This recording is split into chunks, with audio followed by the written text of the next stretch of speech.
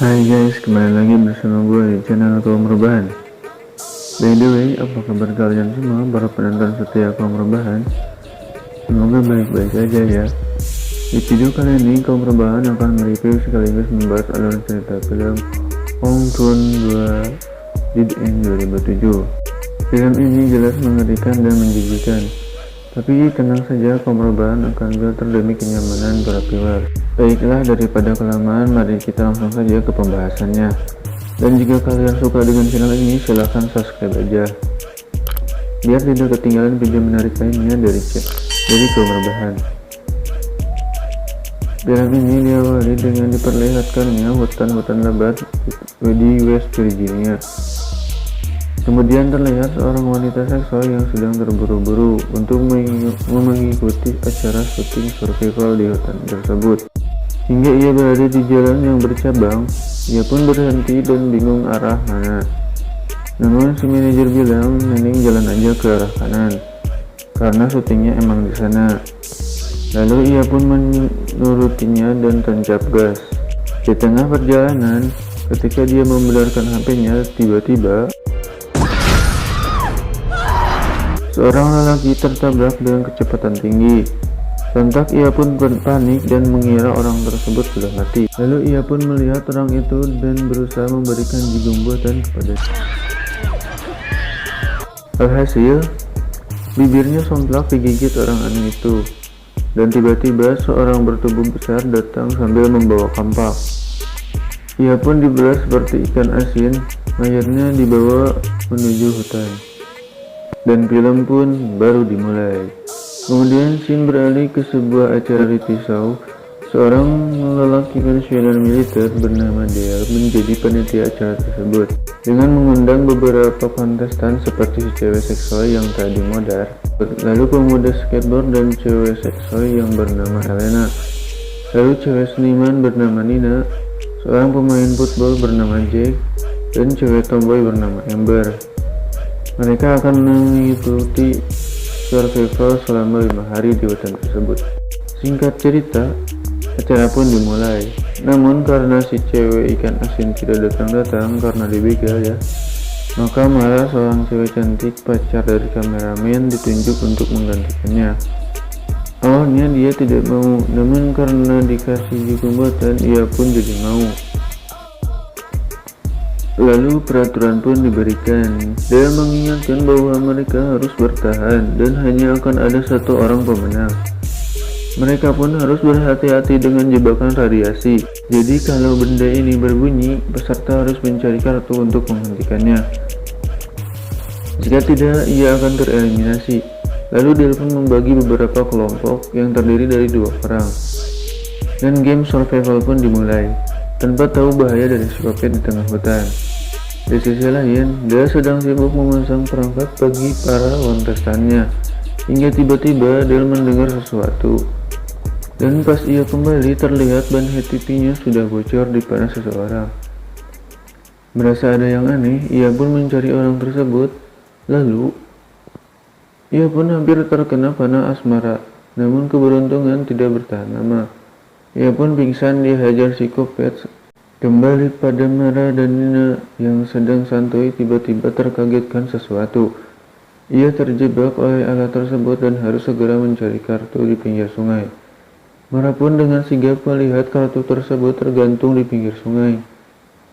Ia pun berusaha meraihnya. Meskipun sempat terjatuh ke sungai, namun Mara berhasil mematikan alat tersebut. Namun di sisi lain, Dale yang tadi dicabak psikopat pun akhirnya sadar. Sedang digantung dan terlihat psikopat mini sambil membawa pisau. Di sisi lain, Mara dan Nina malah menemukan gubuk tua di tengah hutan. Dan tanpa rasa curiga, mereka pun masuk guna mencari alat komunikasi. Lalu, mereka pun dikagetkan dengan keluarga psikopat yang seperti akan melahirkan.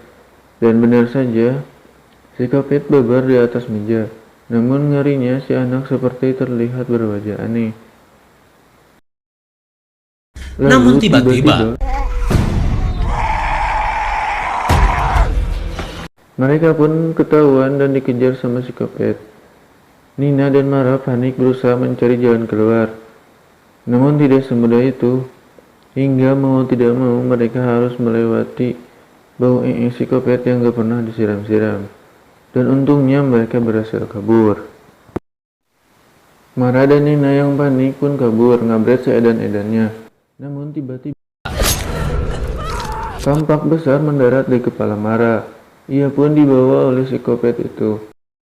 Giliran Nina yang diincar psikopat itu, Nina pun bersembunyi dan untung saja Nina bisa lolos dari incaran psikopat Arjuna.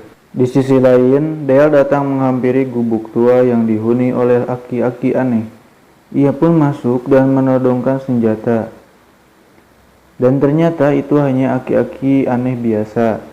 Dale pun menjahit luka di perutnya sambil berbincang-bincang mengenai makhluk-makhluk aneh di hutan ini.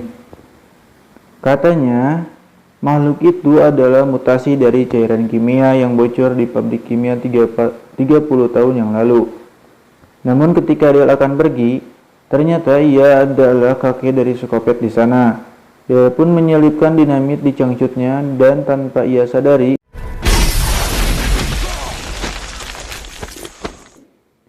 itu langsung bucat. Di sisi lain, para peserta ini dikejar-kejar psikopat. Nina dikejar-kejar psikopat dan mereka pun tidak punya pilihan lain selain melompat dari tebing. Kembali ke Dale, ia pun mempersiapkan senjata-senjata dengan anak panah yang diikat dengan dinamit. Ia pun mencemongkan mukanya biar mirip si Rambo, si Skateboard dan Amber. Dan ternyata mereka sedang asruk-asrukan di tengah hutan, bingung arah dan tujuan, hingga tiba-tiba si Skateboard jatuh dan terjebak jebakan menggantung. Ia pun berusaha ditolong Amber, namun ia pun sama kejebak. Dan dari dalam hutan datanglah Ujang Kopet bersama psikopat Arjuna. Mereka pun akan dibunuh. Namun psikopat Arjuna ingin Ujang Kopet menjadi psikopat yang gege. Ia pun memberikan panahnya kepada si Ujang. Alhasil Amber dan Skateboard pun mati terpanggang panah asmara. Kembali kepada Nina dan Jack, ia yang selamat dari terjun bebas akhirnya sampai di pabrik kimia tua dan ternyata mungkin inilah penyebab mereka semua bermutasi. Ketika mereka sedang mencari benda-benda yang bermanfaat, tiba-tiba terdengar suara psikopat. Ternyata ini adalah markas mereka dengan banyaknya mobil yang terparkir di sini. Menandakan mereka sudah melakukannya selama bertahun-tahun. Dan ketika mereka sedang memeriksa mobilnya, tiba-tiba Nina dan Jack pun ditangkap. Dan ketika Nina sadar, ia melihat Mama Kopet sedang memasak daging manusia. Dan terlihat keluarga psikopat yang samawa di ruangan itu. Nina pun dipaksa makan daging manusia di saat yang bersamaan. Untuk saja si Kapten Dale datang mengalihkan perhatian mereka. Dia pun memancing anak-anak kopet itu dan memberikan hadiah petasan. Dua kopet pun bucat hancur sekali ledakan. Lalu ia pun menyelamatkan Nina yang diikat menggunakan kawat berduri. Lalu Jack yang tergantung dari kemarin. Namun ia pun harus terpanah berkali-kali oleh psikopat Arjuna. Dan ketika ia akan melawan, datang Mama Kopet menggunakan senjata rantai berduri yang mencekik lehernya. Dan ia pun mati seketika. Mendengar anaknya mati, psikopat Arjuna pun amuk-amukan dan dendam kepada mereka yang tersisa. Ketika Nina berhasil keluar dari pabrik, ia pun mendengar suara Jack yang disiksa. Ternyata si Jack malah nyasar ke ruangan penggilingan daging. Ia pun hampir digiling. Untung saja Nina datang dan menghajar mereka dengan susah payah. Akhirnya mereka bisa membuat dua psikopat itu menjadi daging giling.